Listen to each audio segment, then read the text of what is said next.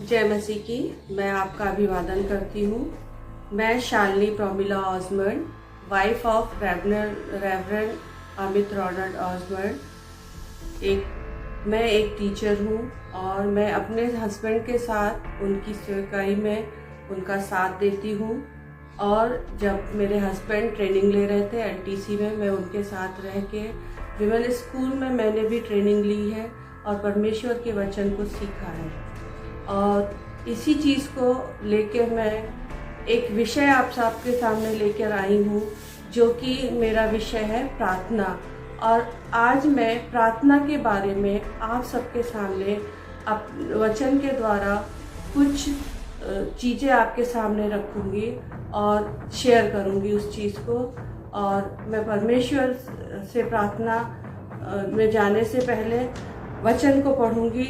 ये वचन पाया जाता है मत्ती रचित सुसमाचार, उसका 6 अध्याय 5 पद से लेकर 8 पद तक। वचन में इस प्रकार लिखा है, जब तू प्रार्थना करे तो कपटियों के समान न हो, क्योंकि लोगों को दिखाने के लिए आराधनालयों में और सड़कों के मोड़ों पर खड़े होकर प्रार्थना करना उनको अच्छा लगता है। मैं तुमसे सच सच कहता हूँ कि वे अपना प्रतिफल पा चुके।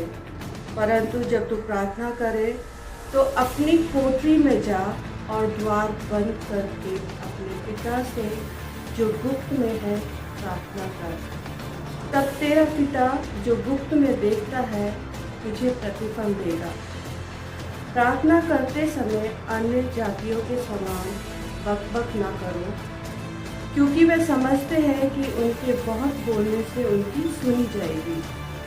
इसलिए तुम उनके समान न बनो, क्योंकि तुम्हारा पिता तुम्हारे मांगने से पहले ही जानता है तुम्हारी क्या क्या आवश्यकताएं हैं। परमेश्वर के वचन के पढ़े और सुने जाने पर आशीष हो। आइए हम प्रार्थना करें।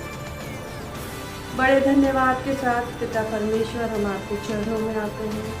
धन्यवादित है तमाम सुंदर आशीषों के लिए प्रभु जी, और इस समय के लिए प्रभु जो आपने हमें दिया है कि हम आपके वचन से पढ़कर, सुनकर और मनन कर कुछ सीख सके। प्रभु जी, हम ऐसी प्रार्थना विनती आपसे करते हैं प्रभु जी।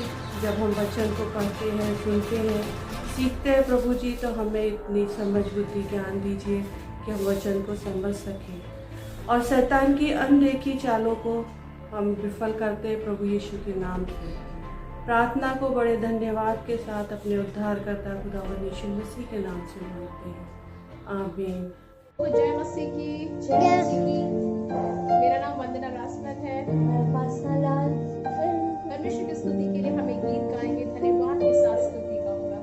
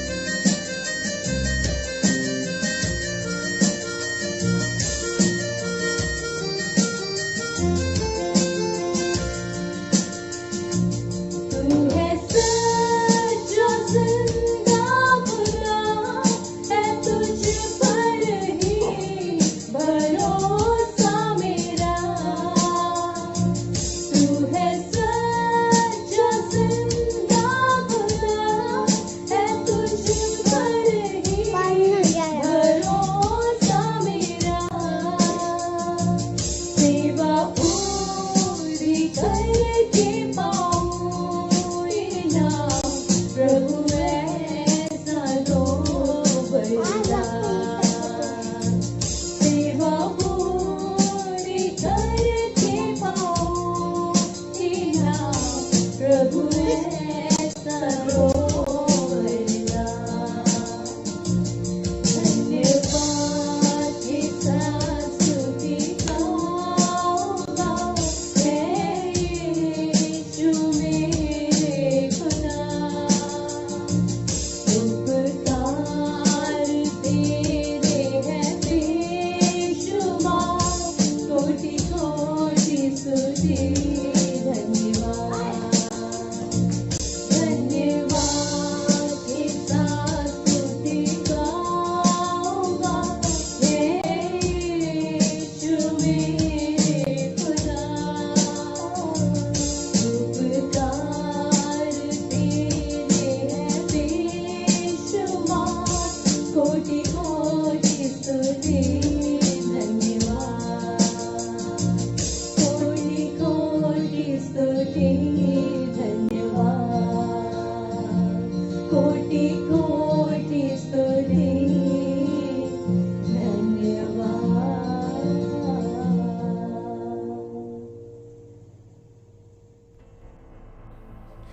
जब हम आज का टॉपिक लेके आए हैं प्रार्थना, तो सबसे पहले प्रार्थना में ये बात आती है कि जब हम प्रार्थना में कुछ मांगते हैं तो हमें विश्वास होना चाहिए। प्रार्थना विश्वास के द्वारा ही प्रार्थना सुनी जाती है। विश्वासियों का वह कार्य जो विश्वास के द्वारा प्रार्थना में मांगते हैं, तो परमेश्वर उसका प्रतिफल हमें देता है। जब हम परमेश्वर की से बातचीत करते हैं और उसकी आराधना करते हैं, प्रशंसा करते हैं, उसे धन्यवाद देते हैं, उसके समक्ष अपने पापों को मानते हैं और उन्हें क्षमा करने के लिए निवेदन करते हैं। विश्वासी लोगों के लिए प्रार्थना करते हैं क्योंकि जानते हैं कि परमेश्वर सब भलाई का मूल स्रोत है, या कहेंगे हम माध्यम है।